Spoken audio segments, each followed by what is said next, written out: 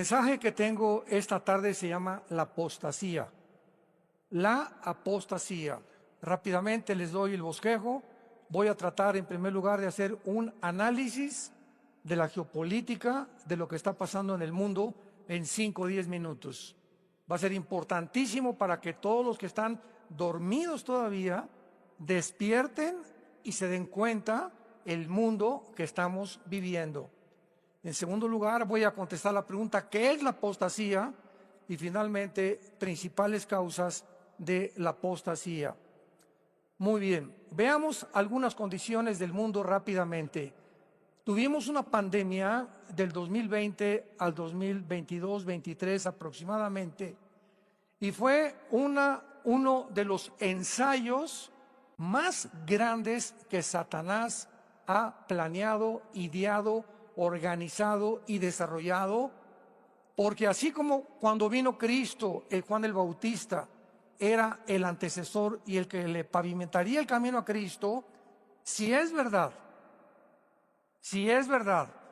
que somos la última generación y que los cascos del Apocalipsis se oyen en el cielo, Satanás tiene que tener también sus precursores, y tiene que haber una pavimentación, una preparación, sobre todo psicológica y espiritual de los seres humanos, para que cuando este hombre surja en medio de la política y los gobiernos mundiales, el mundo esté preparado para recibirle.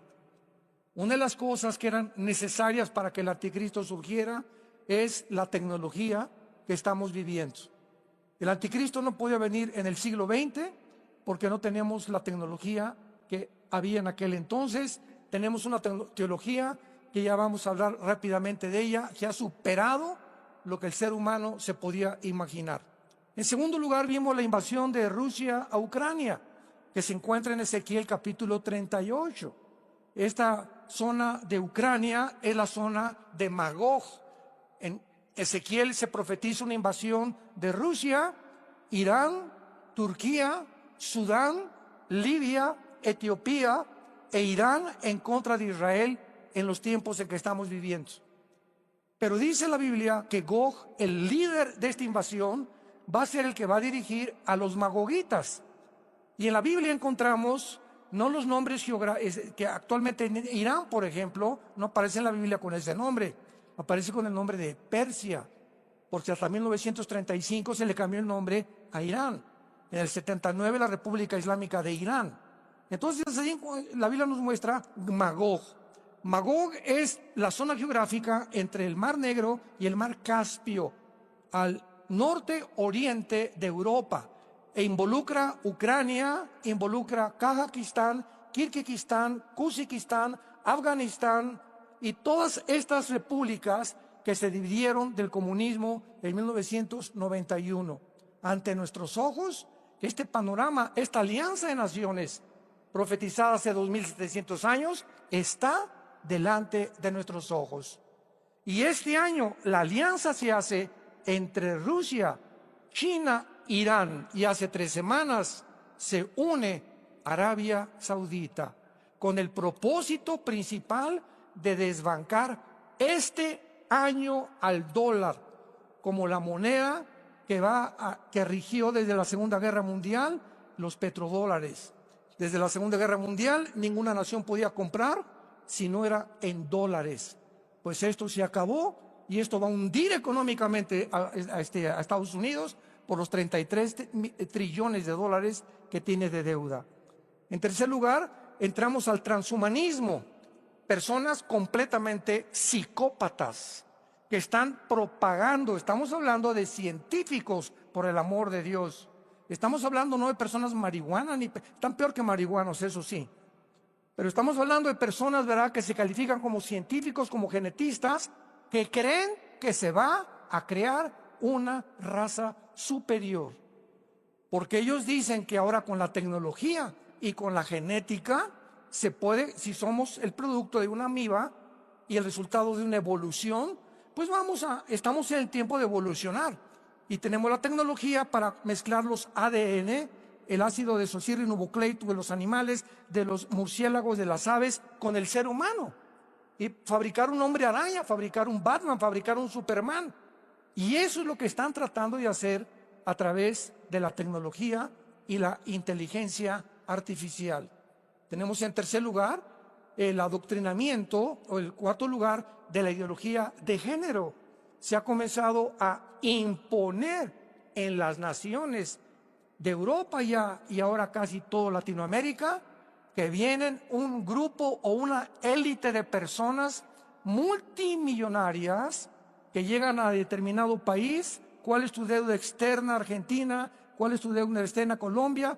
Pues debemos 100 millones de dólares como un ejemplo. Te pagamos tu deuda, pero vas a imponer en todas las escuelas la ideología de género. Y es algo que ya es un adoctrinamiento general en más del 75% de las naciones del mundo. Enséñales a los niños que no son niños, que pueden ser niñas, y a las niñas que no son niñas, que pueden ser niños. Damas y caballeros, ¿dónde está la genética? ¿Qué nos dice la genética? Que la mujer, le preguntaron a la secretaria de salud de Estados Unidos, ¿nos podría usted decir que es una mujer? Vean ustedes la entrevista, no supo qué contestar. ¿Qué es una mujer? Es una mujer que tiene cromosomas XX. ¿Pero por qué no quiere contestar eso? Porque ahora hay muchos géneros. ¿Quién es un varón? El que tiene el cromosoma Y. Así que si tú tienes el cromosoma Y, eres varón. Y si tu mente te dice que no eres lo que genética y biológicamente eres, tu problema es mental. Los demonios han tratado de alterar tus neuronas y de cambiar tu identidad para confundir nuestro género, estupidizarnos, adoctrinarnos, haciéndonos creer que no somos lo que Dios nos creó, para confundir nuestro género, nuestra identidad. Y cuando un ser humano la pierde, el 65% de los operados en transgénero, ve las estadísticas en Estados Unidos, googléalo, se suicidan. El 65% de las personas que han tratado de cambiar su sexo se matan, tarde o temprano se quitan la vida. Tenemos en quinto lugar el aumento de la maldad y el satanismo. Escuchen esto. En los últimos premios Grammy en Estados Unidos, 2 transgéneros dirigieron todo este espectáculo. Sam Smith y Ken Petras, que son 2 personas transgénero, vestidos de diablos y cantando la canción Unholy, que significa sin santidad, e insultando a Dios. En los premios Grammy, el pasado Birmingham, en Inglaterra, hubo la ceremonia de apertura de los Juegos de las Naciones del Bienestar Común, representando a 72 naciones. Sacaron una torre, como la Torre de Babel. Qué coincidencia, vean ustedes. Y sacaron a un toro como una bestia. Y pusieron a puras mujeres semidesnudas, jalando con cadenas al toro, y todas las demás mujeres, como 300 o 400 mujeres, adorándolo al toro o a la bestia, como realmente que la bestia había nacido en el mundo. ¿Quién les dijo que en Apocalipsis 17 la bestia representa al anticristo? ¿Se dan cuenta cómo comenzamos a unir todas las piezas del rompecabezas y nos da un panorama general que nos abre los ojos? En Boston, Massachusetts, se acaba de celebrar el Congreso de los Clubes Satánicos. Se llama SatanCon, de donde están estableciendo en todas las escuelas públicas de Estados Unidos y centros satánicos. Y están las fotos, vistiéndolos a los niños con cuernos, el maestro con unos cuernos, y mostrándoles a los niños, sentándolos alrededor de un pentagrama para adorar a Satanás. En Nueva York se levantó una estatua gigantesca para honrar a uno de los miembros, de la Suprema Corte de Justicia de Estados Unidos, la señora Ruth Bader Ginsburg, que es la promotora principal de los abortos en el mundo. Por el amor de Dios, normalmente antes se levantaban estatuas para conmemorar a héroes de la guerra o etcétera, pero ahora para personas que han comenzado a pavimentar el camino para el asesinato de millones de niños. Esta estatua tenía muchísimos cuernos en la cabeza y de brazos y pies tenía tentáculos para honrar a la ministro de la Suprema Corte de Justicia, promotora de los abortos en el mundo. En penúltimo lugar, Estados Unidos, ante nuestros ojos, no aparece en este libro que es la Biblia. Si realmente va a surgir el anticristo, no puede estar Rusia ni puede estar Estados Unidos compitiendo con el anticristo. Vemos nosotros claramente que va a ser imposible que ante el debilitamiento económico, moral, nunca un gobierno norteamericano jamás había estado tan depravado, tan degenerado, tan perverso y tan malvado como la actual administración en los Estados Unidos de Norteamérica. Y va a caer porque tiene que caer, va a quedar Rusia y va a quedar China, que se van a ocupar del área oriental, del Asia y el Medio Oriente. Y encontramos en Apocalipsis 16, del 12 en adelante, en Daniel 11, 45 en adelante, que cuando el anticristo oiga a los reyes del oriente que vienen del norte, será con la confederación política que va a usar China y Rusia, que sí aparecen en la Biblia, en las naciones de los últimos tiempos. Y finalmente tenemos nosotros también claramente en la Biblia dos entidades, Israel y la Iglesia. Cuando tratamos de confundir a Israel con la Iglesia, comenzamos a desviar nuestra teología. Como hay actualmente una enseñanza que se llama la teología del reino, donde la Iglesia va a conquistar el mal y vamos a conquistar el mundo antes de que venga Cristo. Sin embargo, Israel es el pueblo de Dios el Padre. La Iglesia es el pueblo de Dios el Hijo. La Iglesia no existía en el Antiguo Testamento. La entidad de la Iglesia, que somos el cuerpo de Cristo, bautizados todos por el mismo Espíritu, regenerados por el mismo Espíritu, formando parte del cuerpo de Cristo, no existía en el Antiguo Testamento. El Espíritu Santo no moraba, como en la Iglesia, en los hombres bajo el Antiguo Testamento. Y esto es importantísimo, ¿verdad? Porque vamos a ver claramente que cuando venimos a la escatología o a las profecías de la Biblia, los tiempos finales hay que diferenciarlos de la Iglesia y los tiempos finales de la Iglesia. Los tiempos finales de Israel terminan con la segunda venida de Cristo en los 7 años de la tribulación, para cumplir las 70 semanas de la profecía de Daniel 9, 24 al 27. El fin de la Iglesia termina con el arrebatamiento. Cuando el arrebatamiento venga, toda la Iglesia es sacada, o aquellos que fueron regenerados por el Espíritu Santo, personas arrepentidas que siguieron a Jesús, apasionados por la verdad, que ganaron las almas, que fueron realmente transformados por un poder sobrenatural, son los que van a irse en el arrebatamiento de la Iglesia. Y entonces el mundo va a quedar no desamparado. Dios va a levantar 144,000 judíos. Apocalipsis 7, que son los encargados de terminar lo que la Iglesia nunca terminó, porque la Iglesia terminará en la apostasía. Y es el tema que quiero desarrollar a continuación. Este es un tema que es muy triste, porque es muy importante también entender que aunque sabemos que la Iglesia las cosas en el mundo no van a mejorar. Las cosas van a empeorar para el mundo. Para los que seguimos a Jesús, el camino del justo es como la aurora que va en aumento hasta que el día es perfecto.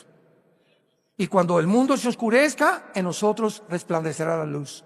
Esta es la importancia ahorita de traer este libro día y noche en el cuarto, en tu baño, en tu carro, meditarlo o estudiarlo. ¿Por qué? Porque es lo único que nos va a sostener en el mundo que vamos a enfrentar.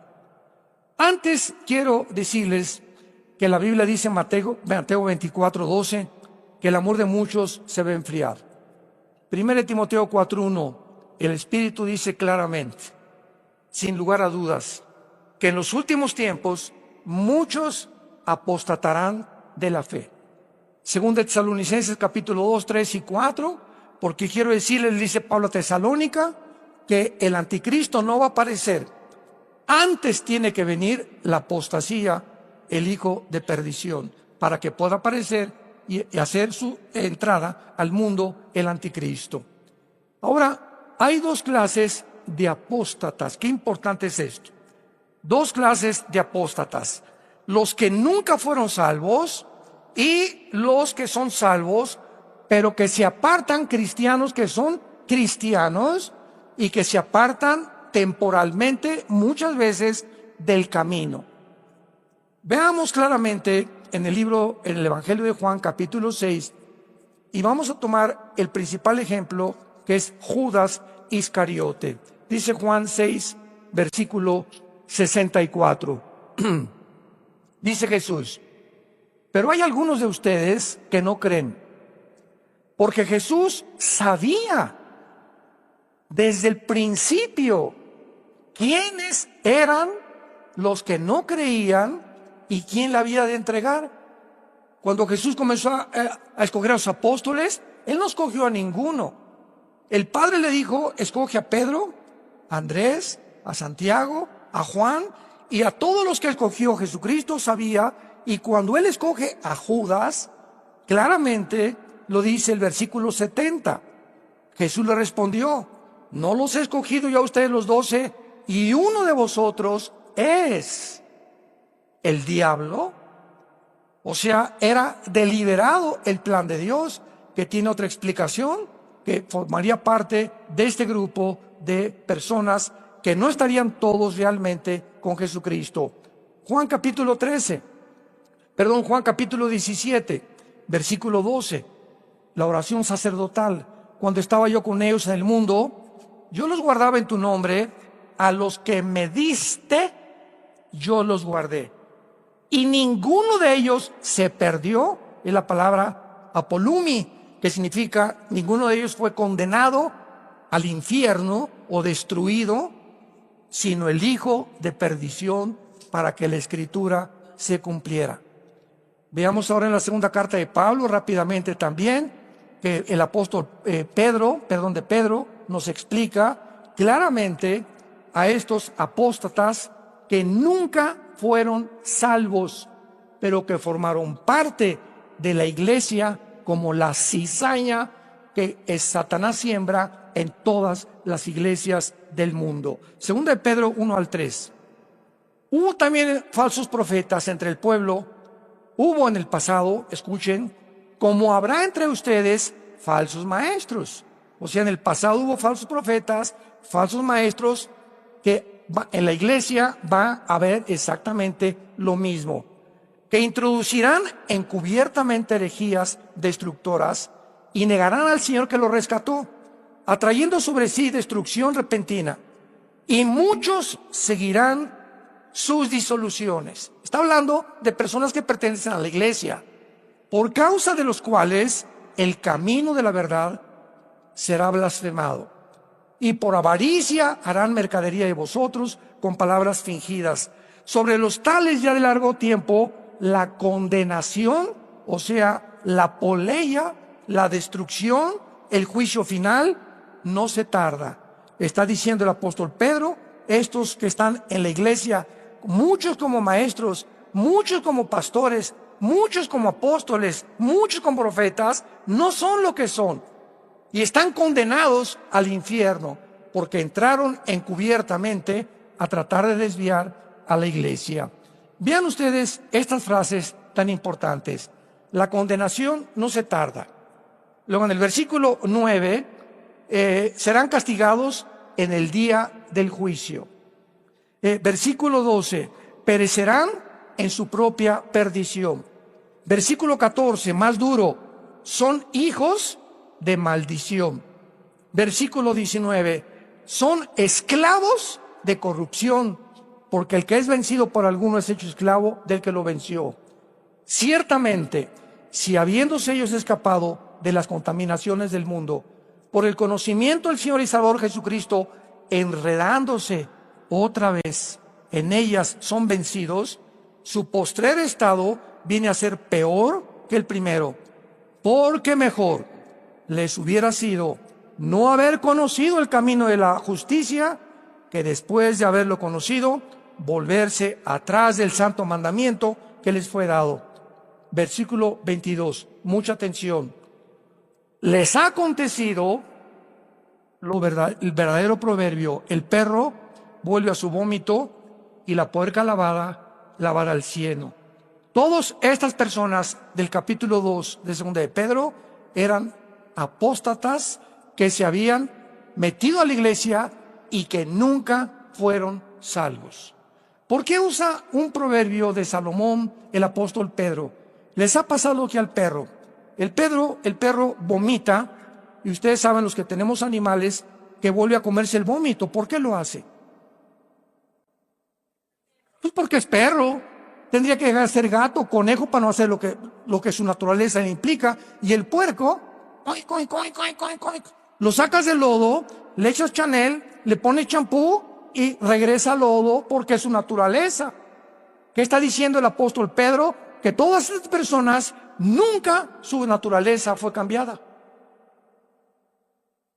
Por eso entran, conocen, les gusta la Biblia, van el domingo, etcétera, etcétera, por un tiempo.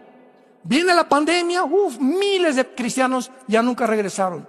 Pastores que tampoco regresaron, iglesias que cerraron.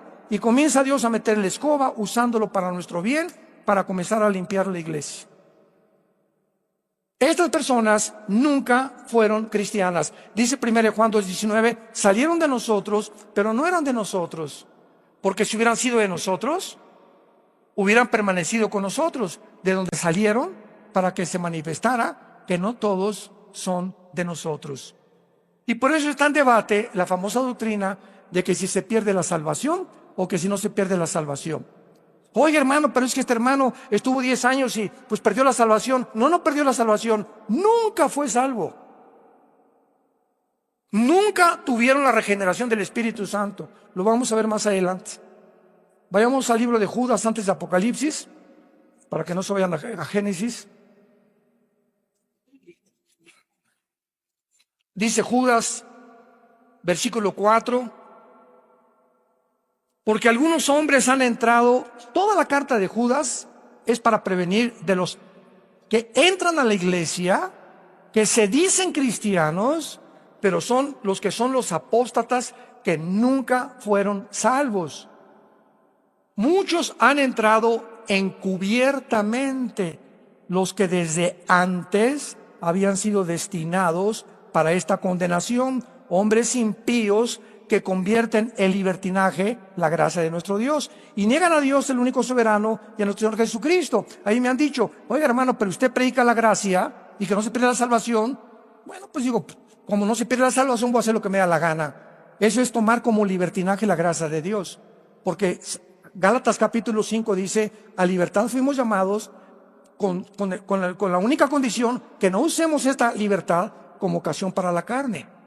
Entonces, si tú dices, como no pierdo la salvación, me voy a portar mal, no eres cristiano. Porque el que es cristiano realmente se humilla delante de Dios. Señor, ya la regué, regresé al alcohol, pero como soy cristiano, Dios al que ama, disciplina, Hebreos 12. Y Dios azota a los que son verdaderamente cristianos. Dios no deja a un cristiano que se aleja 6 meses. Muchos, en mi familia yo tengo personas que caminaron con nosotros, se convirtieron con nosotros, y muchos se alejaron por X razones, pero regresaron y de la oreja. Porque Dios los regresa al corral y métase otra vez al corral. ¿Por qué? Porque eran salvos. Pero si tienes ya mucho tiempo que te has alejado y no te ha pasado nada y sigues divirtiéndote, la dolce vita y por aquí y por allá, no es verdad que nunca fuiste salvo. Nunca hubo un arrepentimiento profundo en tu vida. Nunca hubo un deseo de leer las palabras. Nunca sentiste la dependencia de vivir en la palabra de Dios. Ahora veamos los que son salvos, pero que se apartan temporalmente del camino. Vean qué clara es la Biblia. Dice la Biblia en 1 Corintios, veamos un primer ejemplo, capítulo 5, de un muchacho, 1 Corintios 5, que vivía en fornicación parece que era su suegra, el chulis. Y Pablo se entera de que hay un muchacho en la iglesia donde los líderes no lo están disciplinando, ni lo han sacado de la iglesia, ni le han leído la cartilla y le han dicho, si sigues así, te vas de la iglesia.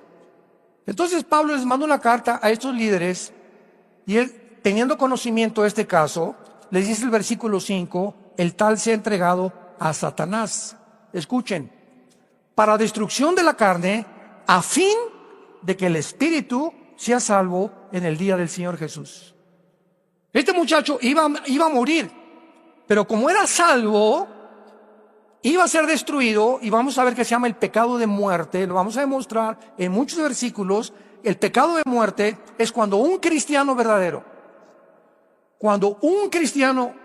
estamos hablando de los que son regenerados, insiste en vivir en pecado y el camino de Dios es blasfemado por él, entonces Dios te lleva a casa antes de tiempo. ¿Qué quiero decir? Que hay cristianos que van a morir antes de tiempo porque nunca quisieron, como eran cristianos y Dios sabe que no se iban a arrepentir, prefiere llevárselos. Y allá nos vemos, y allá te voy a dar en el tribunal de Cristo tus buenos cueros. Esta persona no podía perder la salvación, aunque muriera como fornicario. Había caído en la fornicación, no se había arrepentido, pero como era regenerado, Dios se lo llevó. 1 Corintios capítulo 11. En la cena del Señor, los corintios la convirtieron en un bacanal y comenzaron a tomar el pan y la copa, el vino, como si fuera un juego, como si fuera una posada o como si fuera una fiesta.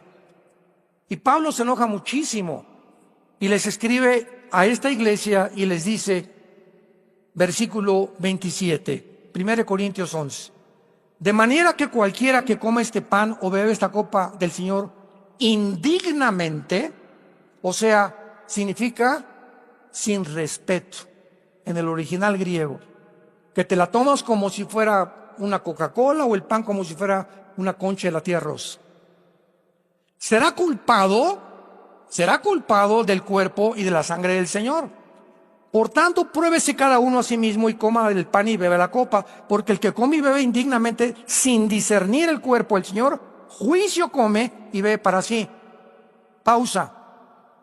El juicio nunca es para los no cristianos. Dios es el que ama disciplina, estamos bajo el Nuevo Testamento. Entonces, si Dios va a juzgar a alguien, es porque es cristiano. Porque el juicio comienza, 1 Pedro 3, en la casa de Dios. Por lo cual, dice Pablo, hay muchos enfermos y debilitados entre ustedes, y muchos duermen. Y si nos examináramos a nosotros mismos, no seríamos juzgados. Cantidad de cristianos en Corinto comenzaron a enfermarse y a morir antes de tiempo porque no querían arrepentirse de sus pecados. Pero como eran salvos, dice el apóstol Pablo, ¿verdad?, que se los tuvo Dios que llevar antes de tiempo. Veamos ahora en Santiago capítulo 5. La Biblia de Dios no es de interpretación privada. Tenemos que poner precepto sobre precepto, línea sobre línea, comparar escritura con escritura para poder determinar claramente una doctrina. Y aquí vemos nosotros en el libro de Santiago, en el capítulo 5, Santiago capítulo 5, versículo 19 y el 20. Pongan mucha atención, hermanos. ¿A quién le está hablando? ¿Perdón? Tenemos que ver claramente la Biblia, hermanos, a los cristianos. Si alguno de entre ustedes se ha extraviado de la verdad y alguno le hace volver, sepa que el que haga volver al pecador el error de su camino, salvará de muerte un alma y cubrirá multitud de pecados. ¿Qué significa salvará de muerte un alma? Que si tú a un cristiano que conoces, a tu compadre que supiste que se emborrachó ayer en una fiesta, o conoces un muchacho que anda fornicando con su novia, tú eres su amigo y vas y lo reprendes y le dices, ¿verdad?, lo que estás haciendo no es ante los ojos del Señor, y logras que se arrepienta, salvas que Dios se lo lleve antes de tiempo al cielo. Lo salvas de muerte física, no de muerte eterna. Porque un cristiano no puede pasar en condenación eterna jamás. Tenemos la vida eterna de Dios. Y finalmente, el apóstol Juan es el que sella todas estas enseñanzas en su primera carta de Juan capítulo 5, versículo 16. Si alguno viere a su hermano cometer pecado que no sea de muerte, es el que está hablando Santiago, el de los Corintios 5, el de los Corintios 11. Si tú ves si algún cristiano comete pecado que no sea de muerte, Dios le dará vida. Esto es para los que cometen pecado que no sea de muerte. Hay pecado de muerte por el cual yo no pido que se pida. En otras palabras, yo he tenido en mi caso particular personas que tal vez yo sé que son cristianos y oigo, no ha regresado a Cristo, fulano de tal no ha regresado, y oro por él. Y de repente pasa el tiempo en la lista de personas que todos tenemos que tener para orar por ellos, ya no me pone el Espíritu Santo orar por esa persona. Y pasa un mes o 2 meses, ¿supiste lo que le pasó a fulanito? No, se estrelló en su motocicleta, se fue al barranco en un coche, le dio una embolia cerebral, se murió de COVID. No significa que todos se mueran de COVID, significa eso, ¿verdad? Pero Dios cualquier cosa lo usa para llevarse a esa persona al cielo. ¿Por qué? Porque es preferible que Dios te lleve al cielo antes que sigas dando un mal testimonio al mundo diciendo soy cristiano y que vivas una vida doble. Veamos algunas causas de la apostasía y la primera es negligencia de la palabra de Dios. ¿Por qué hay cristianos que se alejan de Dios? ¿Por qué hay cristianos que comienzan? Porque la palabra apostasía significa alejarse de Dios o alejarse de la verdad o alejarse de la fe una vez dada a los santos.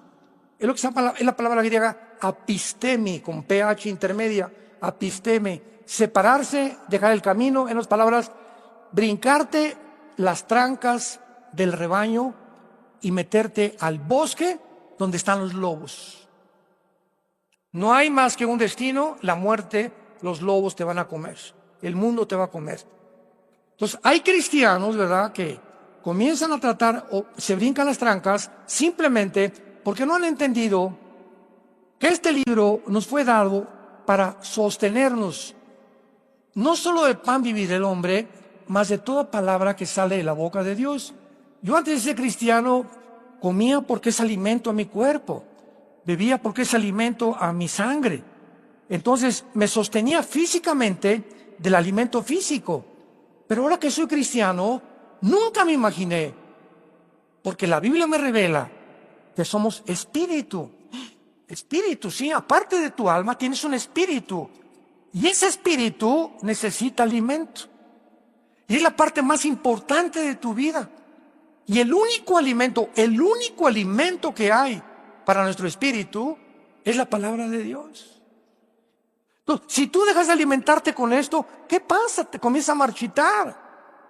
Comienza a tener ideas que no tenías antes. Comienza a ver mujeres que no deberías de ver. Comienzas a ceder a las tentaciones de tu novio que te está acariciando y se pasa con las caricias y no le das una bofetada y le tumba los dientes. Comienzas a hacer cosas con tus amigos, con tus compadres, a ir a fiestas que no deberías ir, a discos que no deberías ir. ¿Y por qué? Porque no tienes la fuerza. Viene una tentación y caes en adulterio o caes en fornicación. ¿Por qué? Porque no has entendido que no tenemos fuerzas inherentes de nosotros para sostenernos. Somos demasiado débiles. Han hablado los conferencistas de esta situación. Dice la Biblia, Salmo 1, bienaventurado el varón que no anduvo en consejo de malos, ni en silla de pecadores se ha sentado, sino que será como un árbol plantado junto a corrientes de agua. Hagan de cuenta que esta bocina es donde yo voy a estar plantado. Y esto, donde un árbol que está plantado, donde hay un río, es lógico que siempre dé hojas y que esté fructificando. Es lógico. Porque el árbol no tiene vida en sí mismo, tiene que estar sacando del agua, de la tierra, el oxígeno y todo, del sol afuera, para que pueda dar fruto. Entonces nosotros tenemos que estar plantados en la Biblia. Y si la Biblia es donde yo estoy plantado, donde día y noche me levanto en la mañana, paso tiempo con Dios, memorizo 2 o 3 versículos. Señor, examíname, Padre, le dije mal a mi esposa, hazme más sensible al pecado. Antes de acostarme, vuelvo otra vez. Hay una promesa que le dice Dios a Josué: si tú haces esto, Josué, que de día y de noche. Hermana, pero ya a las 12 del día, o que la canción, de día y de noche. Hermano, es que yo a las 3 de la tarde, ¿vas a discutir con Dios o vas a hacer tú las reglas? No levante nadie la mano. Y me dirijo a los líderes. No, nadie levante la mano. Tú eres una persona, examínate en este momento y sé sincero ante Dios. ¿Es verdad que de día y de noche tienes el hábito y la disciplina de vivir en la palabra? ¿La lees? No levanten la mano, no sean presumidos. Es importantísimo que nosotros entendamos esto. ¿Por qué? Porque si no entendemos esto, estamos viviendo a nuestras propias fuerzas, que no tenemos ninguna. Ahí comienza la apostasía y el alejamiento de la verdad. En segundo lugar, una raíz de amargura. Hebreos 12:15. Un cristiano amargado es un cristiano derrotado. Un cristiano amargado no entra a la tierra de Canaán. Un cristiano amargado, que me violaron, que me robaron, me persiguieron, no me han dado el reconocimiento en la iglesia que yo creí que me iban a hacer, yo creía que iba a ser pastor, o etcétera, etcétera. Un cristiano que alberga en su alma resentimientos negativos, inmediatamente la amargura es el veneno más grande para el espíritu. Vean ustedes las consecuencias de lo que dice Hebreos 12:15. Una persona con resentimientos o amargada bloquea la gracia de Dios. Bloqueas el contacto, te desconectas con Dios. No es verdad, dice 1 Juan, el que diga que está en pecado y tiene comunión con Dios es un mentiroso. Y tú puedes ser pastor y decir, no, yo sigo con Dios y leo la Biblia y todo, sin que te des cuenta que ya el Espíritu Santo no te está dirigiendo, y lo que tú estás haciendo, lo estás haciendo en la carne, porque la carne es muy consagrada. La carne es muy consagrada. Los mormones nos ganan porque ni café toman. Entonces, el hecho que dejes de hacer muchas cosas y que creas que eres cristiano, pero tú tienes resentimientos en tu corazón, te vuelves un mentiroso, porque el pecado engaña. Te estás engañando. Estás viviendo una vida completamente doble y falsa. Número 3, el amor al dinero. 1 Timoteo 6:10, raíz de todos los males es el amor al dinero. Jesús dijo que no podíamos servir a 2 amos. No puedes estar sirviendo a Dios y al mismo tiempo estar pensando en hacer negocios para hacerte rico o para tener entradas extras a tu ministerio. No puedes. Ninguno que milita, según de Timoteo, no se enreda en los negocios de la vida. Entonces, es increíble la cantidad de líderes espirituales que están tratando de hacer negocio y han convertido el canto, la predicación, en negocio. Yo me he cansado de decirles las experiencias que hemos tenido. Me han hablado para invitarme a diferentes partes, diferentes naciones, y una vez me dijeron, queremos que venga usted a esta cruzada, me reservo el nombre también de la nación y de los pastores, y me dijeron, hermano Alducin, queremos usted aquí 3 días, ¿cuánto nos va a cobrar? Así me preguntaron el presidente de la alianza, una muy famosa aquí en Latinoamérica. Le dije, ¿de qué me está usted hablando? Sí, ¿cuánto nos va a cobrar usted? ¿Y quiere usted hotel 5 estrellas, una limusín que lo recoja, queso con uvas en la mañana para desayunar y que tenga 2 damas que la acompañen a todos lados? Le dije, bueno, ¿qué soy? Rick Martin. Oye, hermano, le dije, mire, yo no sé por qué usted me ofrece eso, pero que quiero decirle algo. Yo no voy para que ustedes me den. Si después de mis servicios, si ustedes me pagan mi avión y mi hotel y mi comida, estoy contento. Y si me quieren dar ofrenda, dénmela. Y si no me dan ofrenda, me regreso igual de contento a México, porque no dependo de ustedes, dependo de aquel que dice, no te dejaré ni te abandonaré.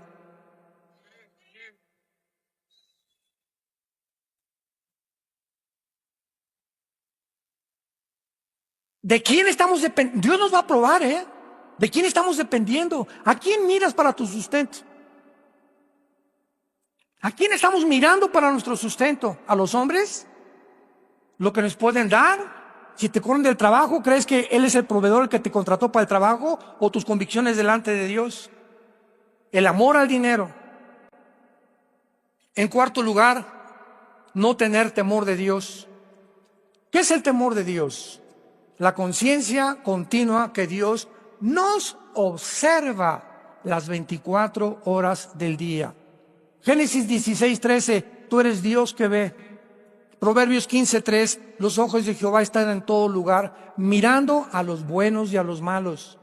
Salmo 139, del 1 al 3, oh Jehová, tú me has examinado, me has conocido, has entendido desde lejos mis pensamientos, todos mis caminos. Desde que me levanto hasta que me acuesto, te son conocidos. 2 Corintios 5:10, porque es necesario que todos comparezcamos ante el tribunal de Cristo, para que cada uno reciba según lo que haya hecho mientras estaba en el cuerpo. Proverbios 5:21, porque los caminos del hombre están delante de Jehová, y Él considera todas sus veredas. Temer a Dios es saber que te está viendo cuando nadie te está viendo. Muchos de ustedes hacen lo que hacen cuando nadie los ve, porque ya perdieron el temor de Dios. Nadie me ve. José estaba en un palacio con la esposa de Potifar, le decían la leona de Tlacomulco. Pepillo, ven para acá, y lo jalaba y le quitaba y nadie lo veía, no había nadie en el palacio. Y José responde, ¿cómo había yo de meterme contigo y perder el temor de Dios?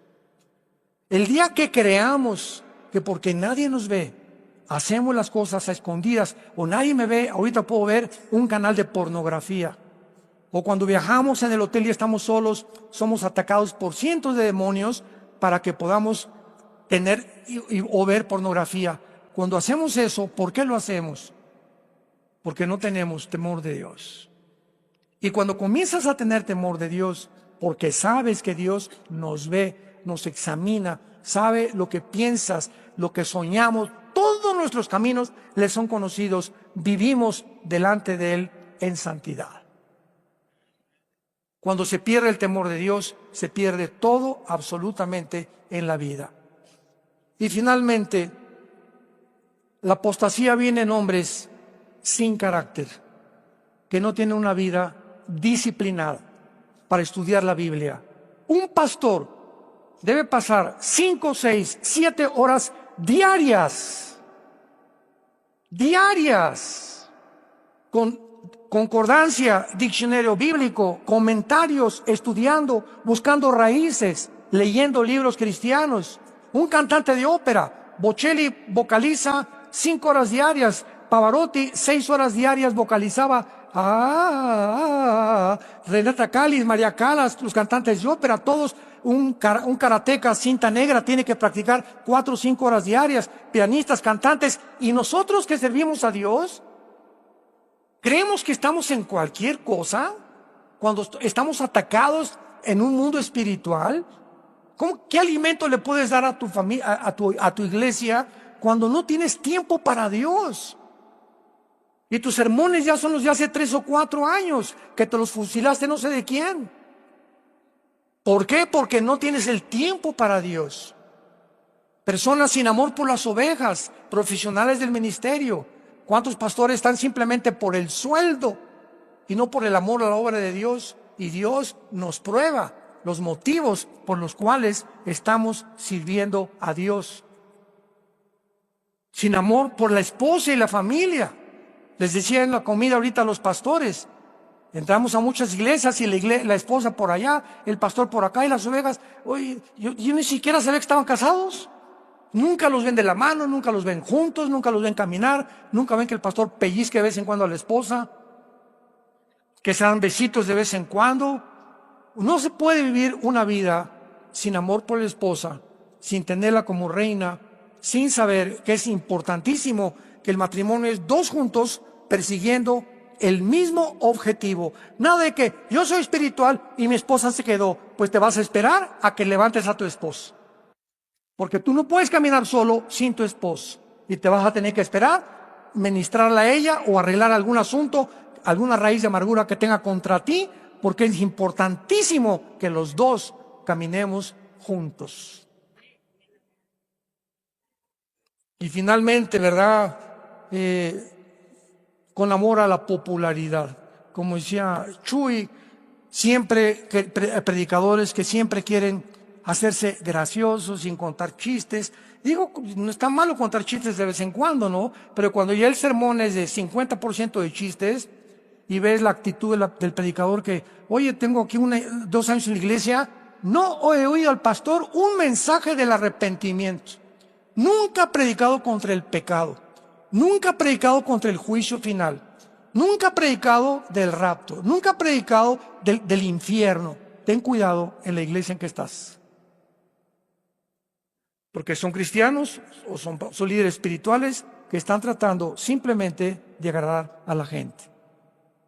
Ahora finalmente hay un gran movimiento que se llama el movimiento ecuménico, donde el Papa comenzó con Pablo II en la ciudad de Isis, en Italia, junto a brujos, hindúes, mormones, musulmanes, zoroastristas, etcétera, etcétera, para reunirlos a todos a una sola religión y estar bajo el paraguas del Vaticano.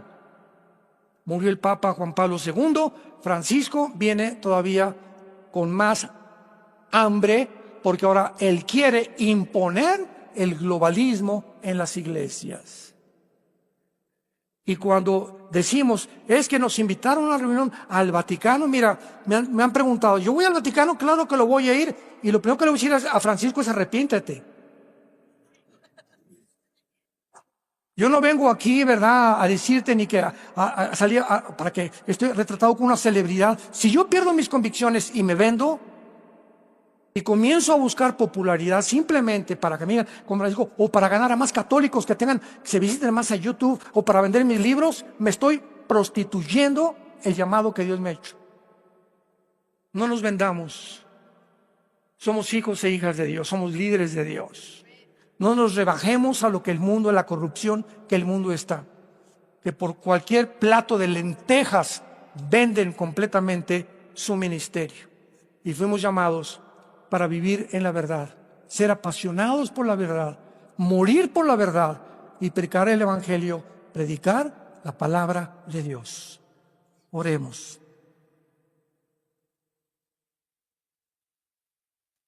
Bendito sea el Dios y Padre de Jesucristo nuestro Señor, que nos ha hecho renacer para una esperanza viva,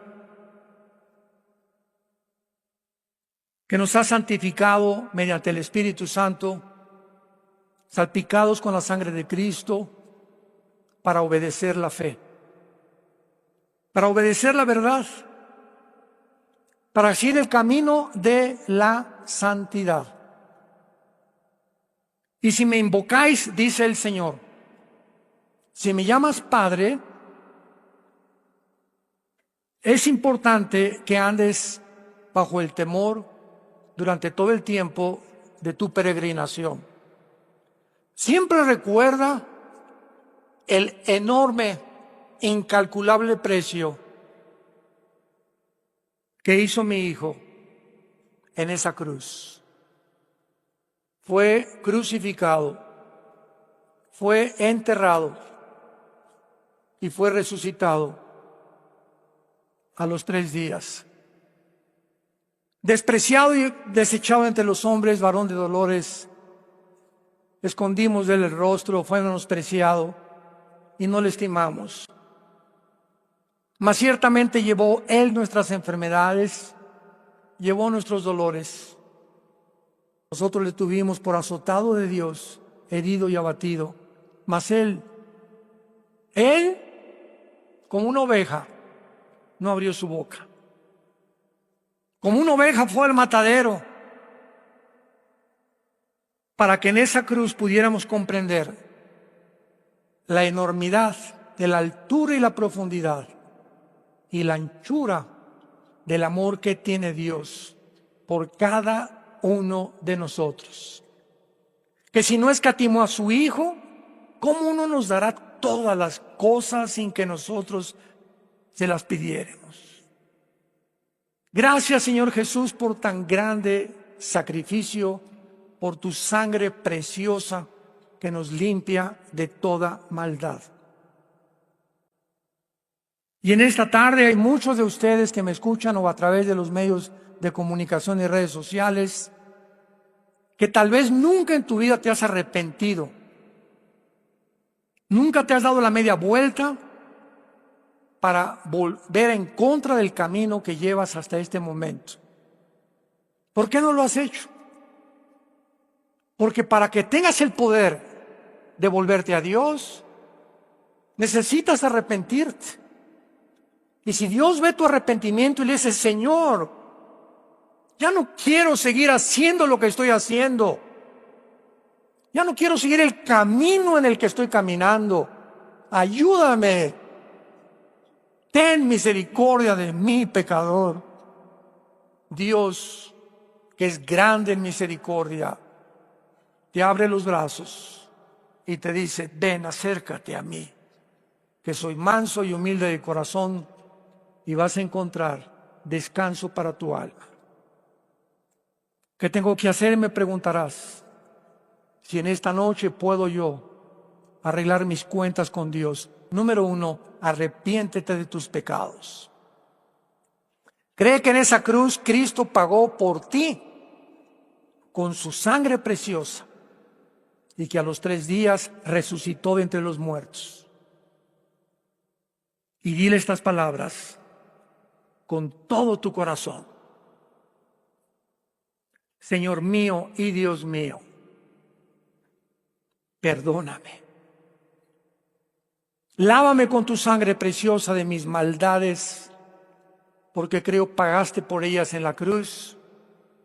Y como creo que resucitaste, Señor Jesús, te pido en este instante que entres a mi vida. Te recibo como mi Señor, como mi Salvador de mi alma. Y viviré tranquilo de aquí en adelante por saber que el día que yo muera, de cualquier cosa que tú me llames, moriré en paz. Porque tus ángeles me estarán esperando al pie de mi cama para reunirme contigo por toda la eternidad. En el nombre de Jesús. Amén.